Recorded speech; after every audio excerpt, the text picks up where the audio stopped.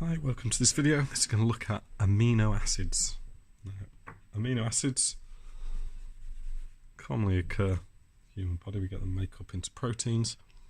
So the ones you always generally see are alpha amino acids. And you'll see this alpha sign. I'll go through quickly what that means. If we look at the general formula, something you have to learn. An amino acid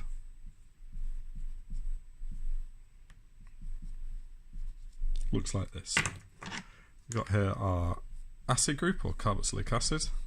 We've got here our amine group, hence the name we get here, amino acid. We also have our R group here, and this is what makes each amino acid unique. So the R group changes depending on the amino acid we're looking at. So glycine, very simple, just has a hydrogen there.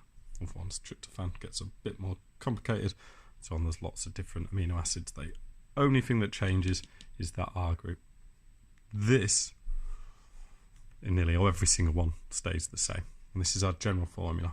Now the alpha amino acid comes from the fact that both the acid and the amine are joined to the same carbon. So that's all alpha means. We can make beta amino acids, and that's long chain carbons, and on one side of the chain you might have carboxylic acid, on the other side you might have an amine group. So they're amino acids, but they're not alpha amino acids. They're not joined to the same carbon. So rub that out. One of the things you're going to have to do is be able to memorize this particular general formula. One way to do that, or the easiest way to do that I love, is to cover it up, and then what you do is you go, okay, can I remember the general formula? So just on a blank space page, you can do this in a sec. Pause the video. Is then draw what you think you remember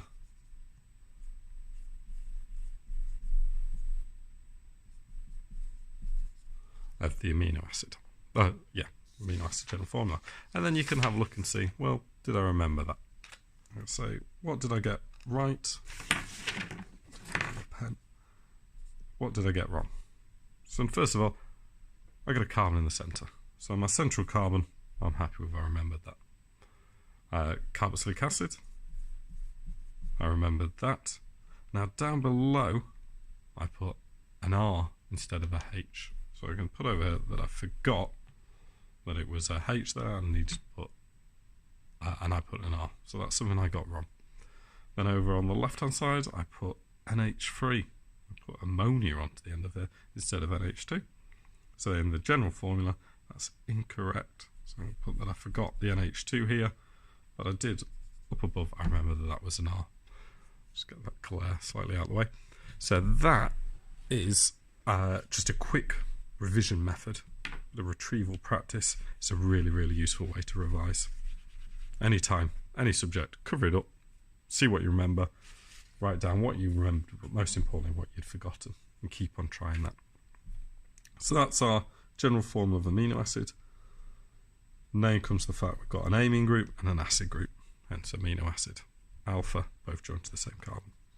So the reactions of these, because it's got an acid, should be able to remember from carboxylic acid to the reactions, it's going to, first of all, very easily, it's going to react with bases, or NaOH. So that's sodium hydroxide. I've not given myself a lot of space here. Let's draw this again and a bit smaller.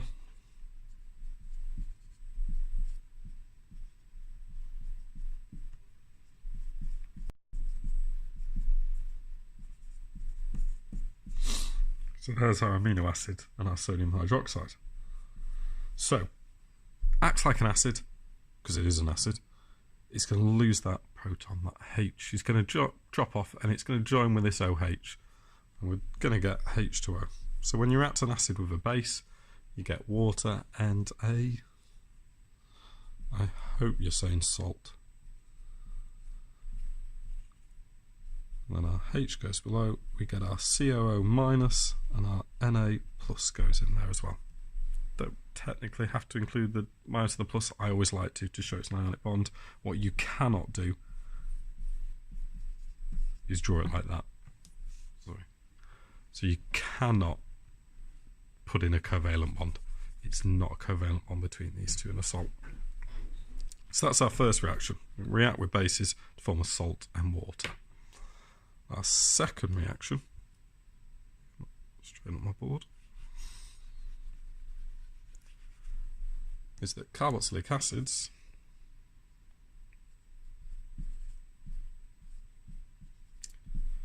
will react with alcohols. Now, what would an acid and an alcohol form? So I'll give you another clue. If we used a strong acid catalyst, and it's an ester, so we get our amine group not affected, our R group and our H group. Now the R group actually can be affected. If that had a carboxylic acid in the R group, which is possible, some do, then that reacts as well. They both react, the same reaction. So it's something to look out for in the exam. If they've both got either an amine group or carboxylic acid group, they can undergo further reactions. So we'll get that H group actually dropping off, and our ester taking on the ethyl group, the methyl group. So that CH3 is going to replace that H. And it's a condensation reaction, so we get water. So amino acids can react with alcohols to form esters and water. Now they're the reactions of the acid. The NH2, previous video we did about amines, this primary amine, that acts as a base. So it's going to react with it's going to interact with acids. It's going to accept H pluses, or it's going to be protons.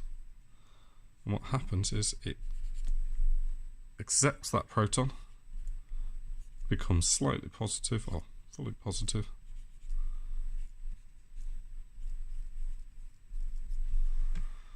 carboxylic acid, if it's in an acid solution, so we've got lots of acids floating around, it's not going to donate its proton because there's nothing for the proton to go to. So it actually becomes a base, as in it accepts a proton. This is really, really useful if you're in amino acids go into very low pH solutions. It's going to reduce the acidity. It's going to take up the protons that are floating around. In a highly basic solution, it's going to do the opposite. It's going to give off H pluses to lower the basicity. And that means that we get amino acids changing their ion. So in low pH, that is when there's lots of H pluses around, so if in acid solution, lots of H pluses, it's going to become a positive ion. In high pH, so lots of OH minus around, nothing for the amine group, but the H plus is going to drop off because it's going to join with the OH minus to form water. Now there is a point, I'm going to call this that isoelectric point. I say I'm going to call this, it's been given the name isoelectric point, I'm not claiming to have invented that term, where somewhere in the middle, generally around about 6-7 pH,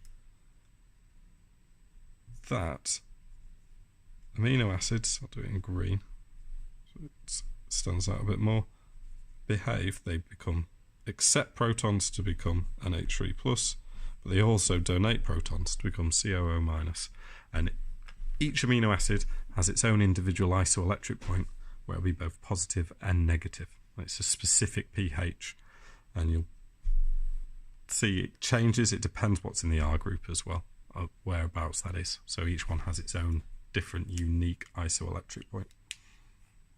And that is amino acids.